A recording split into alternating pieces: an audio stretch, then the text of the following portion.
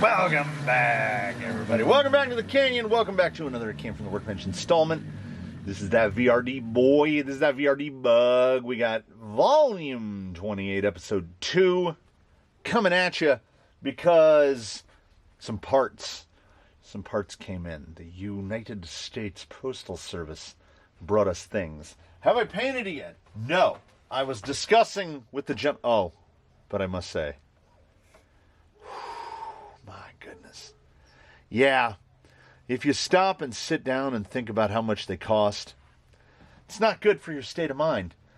And I said that I don't understand the point of the Trepador because I prefer the flat iron. There's a lot of tires I prefer to the Trepador.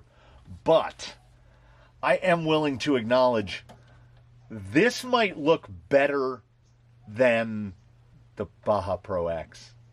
And I don't mean the wheels. Like, ignore the wheels. It's bronze and bronze. But, like, I don't know. That little bit of extra height of the tire, maybe there's something to it. Would I buy them? No. Also, you might notice... Oh, where's my guy? What are you doing over there, little buddy? We've made some changes. We've made some choices that I recognize. The colors have been chosen. So in episode 3, when you see this guy again, he will definitely have his livery. He will be painted. I think I might actually have all the paint. What it is I've got to get the little bag with the Proline, scan and Cricut out mask so I can mask it inside outside. It's going to be painted outside, but it's not going to be done patina. Like, I'm not going to do a rust layer. I'll do silver underneath and then probably primer gray over that, and then the body. So it'll get some nice wear on it, but we're not going to go rust on this one. I didn't feel like rust on it. I did also cut the front body post, so now the body sits nice and level. So the biggest change is, you'll notice, so stubby conversion has been installed, Vanquish stubby conversion, and I went ahead and, even though we're running a full height servo, I went ahead and put the behind the axle mount on it. Is this recommended? Probably not. Do I think it will be a grotesque problem right off the bat? No. Like, we've got the servo, like, obviously, you would want the servo up about the line of the link. But, like, the line, and also, they just show a 20 millimeter horn. I didn't like that. It puts this at a bonkers angle. So I just put one of those big, long double clampers on there. And as such, it reduces the servo throw to about 50% in either direction. It all bolts together. It bolts together like factory stuff. It came with servo spacers, so I have about a 5 millimeter spacer underneath. You can see right there to bring it up. And then I just offset that by putting a 5 millimeter thing down on there. Would this thing be better served by like an SDRC RS700? Yeah. Half height would be the jam. And also, the RS700, not the V2, where are you going? The old RS700 was slower. The new RS700 is fast. And this thing, as throw is reduced to 50% in each direction because of this length of horn. We are coming down in torque because we're way out there. And I haven't driven it, so I don't know. 62 kg is too much. And this thing, not yet been in the jig, and I don't know if we're going to go ahead and put this in the jig unless Shaker MT decides to replace it with a half height. Like, I don't know if it's critical. I don't know how often this thing's going to be hitting the ground, and if it does, it's going to be right there at the very back of the case. That's the only thing that's going to touch the ground. Now, I have a 52 tooth spur on order, and it is my determination that it absolutely needs it because there's no, I don't know if I can position it to where you can see it. Yeah, there it is. Look at the gap between the little stubby skid and the, it's got to be 6 or 7 millimeters. And that motor will rub for sure. But I think going from a 56 to a 52 and going from the 15 to a 14, I think we're great. I think I'll be able to bolt it up It is way. There's no problem. It would not need to be this. This would not need to be. This would not need to be bolted one way or the other, as there's the skid, and here's the servo. So that poor boy is going to wang rock long before that does.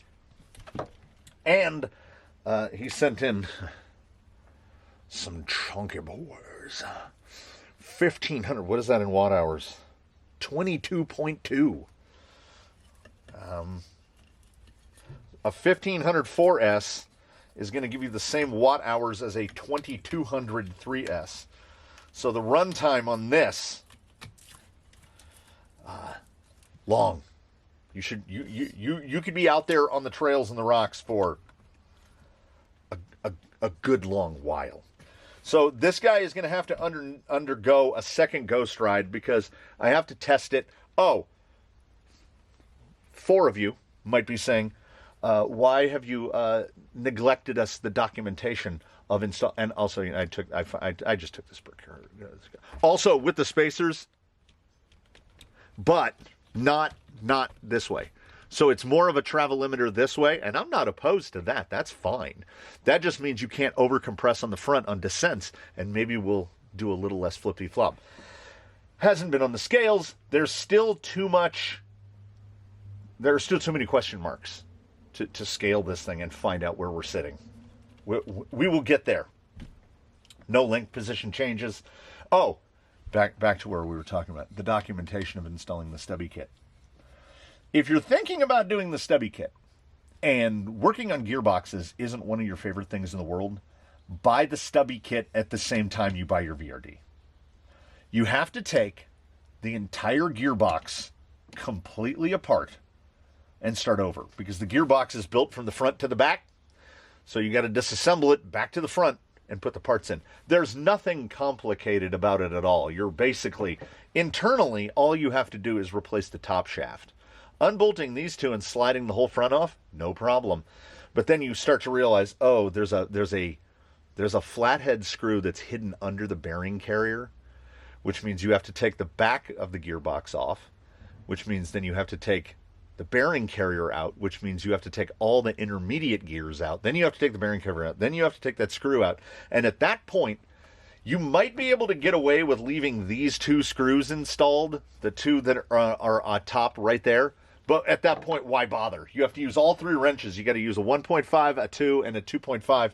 You have to pull the whole gearbox apart because you're rebuilding the gearbox in a stubby configuration. So just take the gearbox out, completely disassemble it, and put it back together. It has this nifty new front brace that comes with it, and there's also a little tray that would replace the electronics tray, so you could have your receiver right there. We're running a receiver that weighs, what did I say it weighs? 7 grams, something like that. I have absolutely no need nor desire to move 7 grams. It comes with metal posts, which say Vanquish on them. There's an upside down Vanquish. And it also comes with plastic posts for some reason. It is a very complete kit, and it installs very neatly and tidily. The servo mount is, when you first put the servo mount on, you go, it doesn't feel super supreme. Then you realize, can we see it? There is a little tab of it that comes over right there, right next to the servo. There it is in the light. When you put that longer screw in, that's a 20. When you put that 20 in, baby, it just sucks everything together, and then it is rock solid. You can indeed run it with the 20 millimeter horn, and maybe a lot of the behind the axle guys are really comfortable with that. We'll see.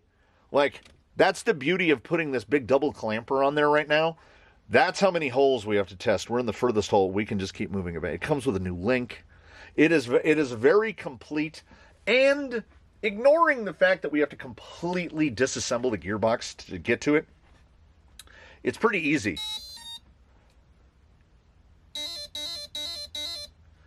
But remember this thing where we go.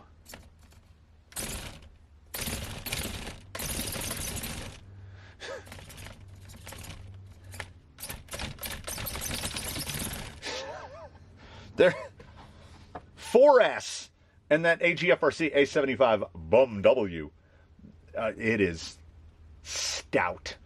It feels at times, and I haven't rocked it. You can tell by the cleanliness of it. Oh, yes. YZZR 3D printed, soft and medium installed in here.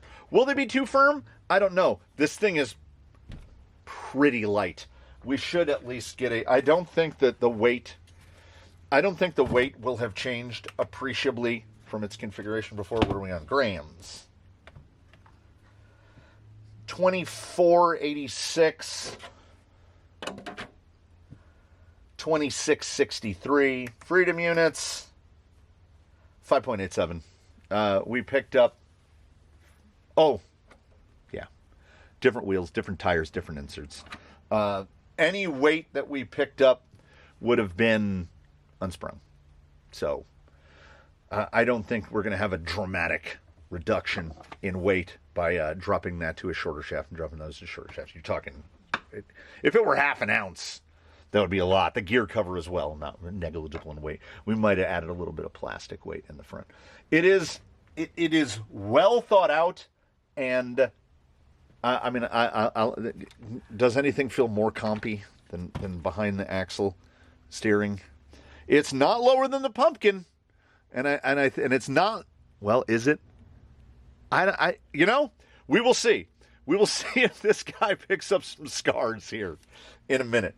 I am hopeful. This thing is deceptive because it is on that borderline of 6 pounds and it doesn't feel like it at all. This is wild.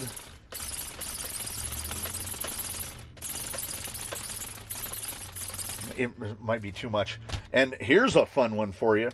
So, if you're running a radio link, you can go down to steering speed, and you've got turn and return. If we do turn to 99%, right? And then we'll go return to 99%. In what world? In what is, okay, is that reducing it by 99%? Like, what? Dude, should I have gotten the manual? Because let's go down to 90%. So we're 90-90.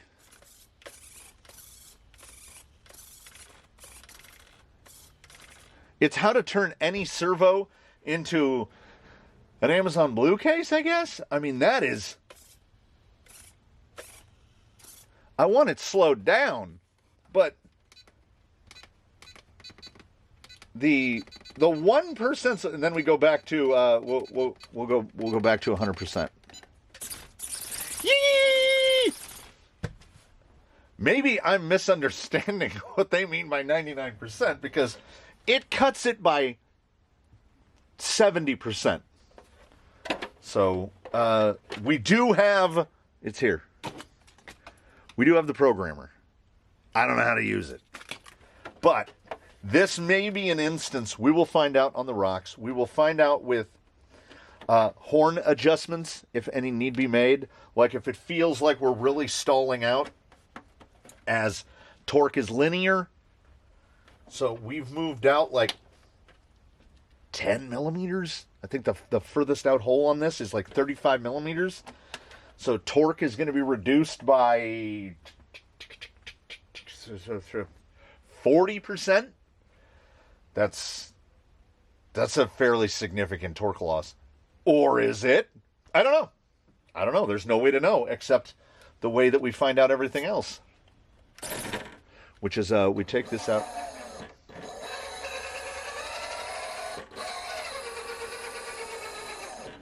Is that rubbing at all? Yes.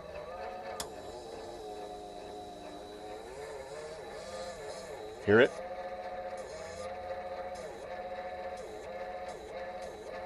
It's just fun. So I am indeed going to have to find like a 6-7 millimeter spacer and put a little screw in there to keep it off the outrunner. I don't know. I don't like that skid was designed for an outrunner, and we're using the gears that came with the kit, and you can see there's a step in that. I mean, to make everything line up, but it is definitely rubbing on the motor, and let's not do that. I'm going to fix that. I'll meet you outside. Notes. This thing looks 8th scale. The size of the SLWs, the Vanquish SLWs on here that just push the tires out enough. That 484 going up from, like, the Pro X doesn't look like a 475 because it's so wide. These are narrow, these are tall. The body, Proline had to stretch the body to get it to make a 12.3 wheelbase. A Bug should be like a 10-inch wheelbase in 10th scale. The Servo is unconscionably fast, and what I'm really wondering is, will the speed, but the loss of torque, like the longer horn has increased our speed, but the longer horn has also reduced our torque. So if it's one of those, maybe the rocks will slow it down. I don't know. Also, I have low confidence in the YZZR inserts that are in there, because while they fit the tires just about perfectly, these were a set, I believe, targeted at megalithic, and they fit these mounting these tires up. They fit in the tires perfectly. I mean, absolutely, utterly perfectly. They just feel too stiff all around. The mediums feel too stiff, and the softs feel like what a typical medium feels like. So part of me is like, oh, it's just going to slip slide around as soon as we touch rock. The other part of me is like, shut up. Maybe they'll be fine.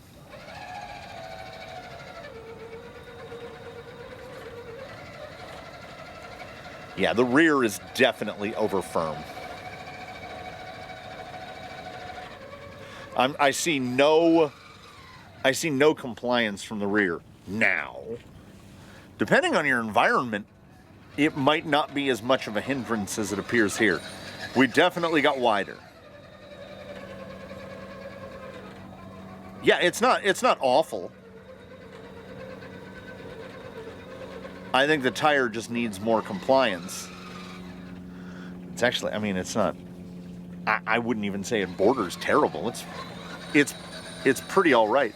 And something about that, someone in the comments pointed out that class 3, your tire has to be 4.76 to qualify for class 3. So on that topic, I get it. The decision to make the Trepidor this size is starting to become more clear.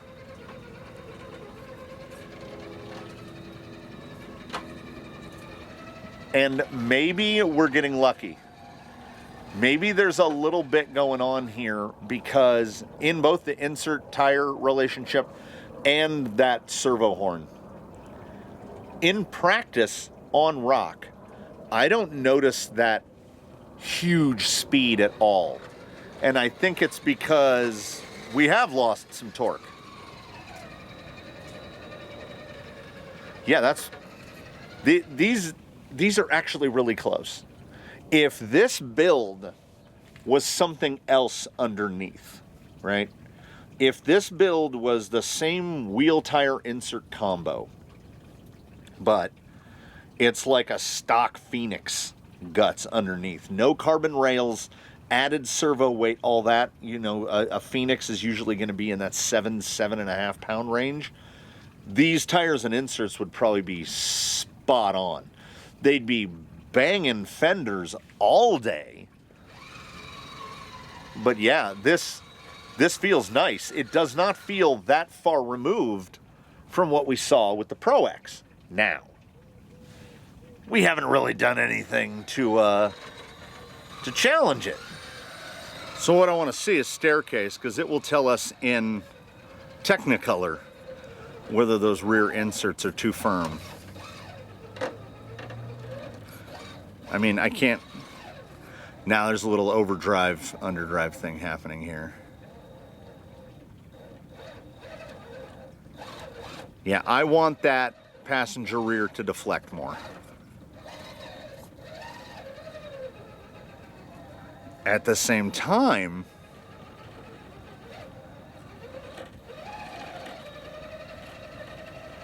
this is kind of the Endura silicones out of the package all over again.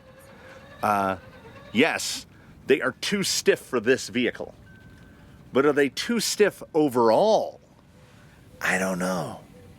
I think put 1.5 pounds on this rig and you've ruined it. I think if you put this wheel tire insert on a tire that weighs 1.5 pounds more now, I think you're going to see pretty good results. Much like the Enduras, these are really surprising me for how well they're doing in this situation, being far too stiff. There's just little stutters and hesitations. We get that right there. That's 100% the stiffness of the insert relative to the weight of the vehicle.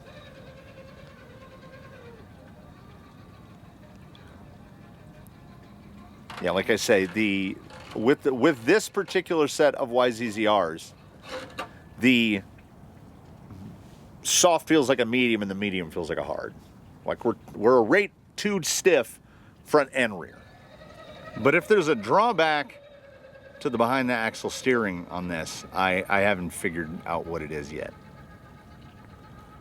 Not only does it move the weight lower, which is something we want, it keeps the weight unsprung, which is something we want.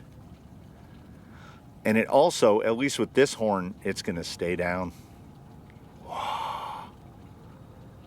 I have no complaints about that. And again, it still boggles my mind that 37, 38% overdrive, whatever it is, it does that well on side hill.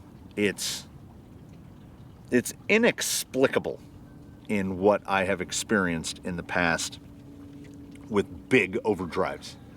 They don't like side hilling. This one doesn't care. So I don't know if it's something as simple as moving those Crawler Innovations inserts over to these tires. I don't know. I will leave it up to the owner and y'all. What do we think? I think these rims are unconscionably attractive, but I don't know if they honestly suit the bug better than the Trials. I know for certain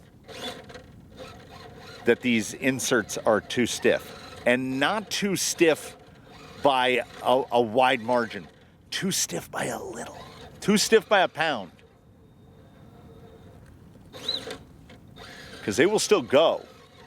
I need to adjust throttle return on this, because when on the 4S, when I blip it to save like that, it really goes. Yeah, the tire is doing its very best. I know that everything there's you got to think about the bottom line, right? The bottom line is ever present. But I think the VRD should have come like this. I understand why it didn't, because you can only use an outrunner with this, a little one too, like nothing bigger than a 3532, nothing bigger than a 3532. You might fit a 3542, but I don't know if I would try it. So 3532 outrunner is what you're limited to, and you need a low height servo. So I understand why the VRD didn't, because it's real easy to just throw a big, portly, powerful servo and axle on there and drop a Fusion Pro or something in there, get that weight real low.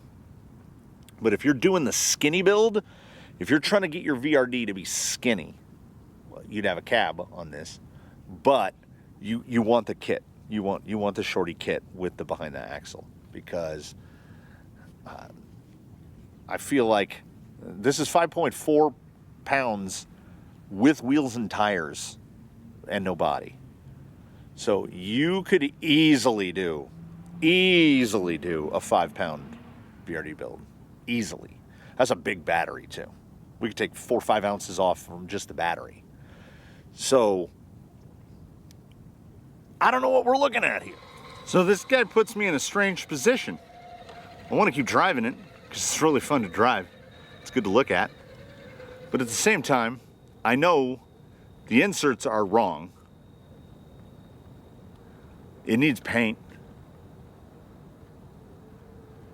And I think I rolled it. Very bad approach there. I think I rolled it enough in episode 1 that you'll note I've been reasonably successful today in keeping it rubicide down. I thought I was going to notice that steering this. I thought I was going to notice that, and I don't. And I thought that from the beginning that 38%, 37, whatever it is, I thought that overdrive was going to be too much, and I don't even notice it. That's how seamless it's become. These inserts are so close.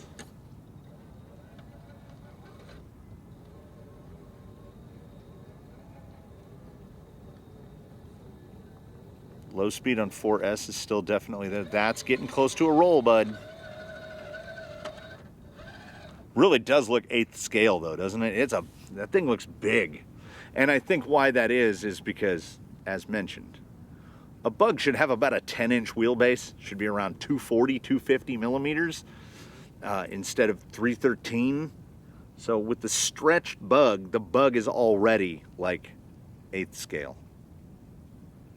Because that would be what? 12.3. Yeah, 120 inch.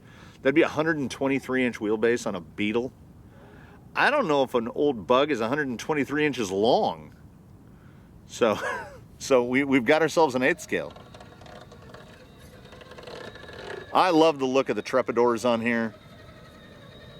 And I was not hot on them in the review. They're fine. I didn't feel anything. I guess it was because we were in an environment too clinical, perhaps, in which I'm looking at a tire purely based on its performance. And honestly, this performance is pretty. I wished for dig right there.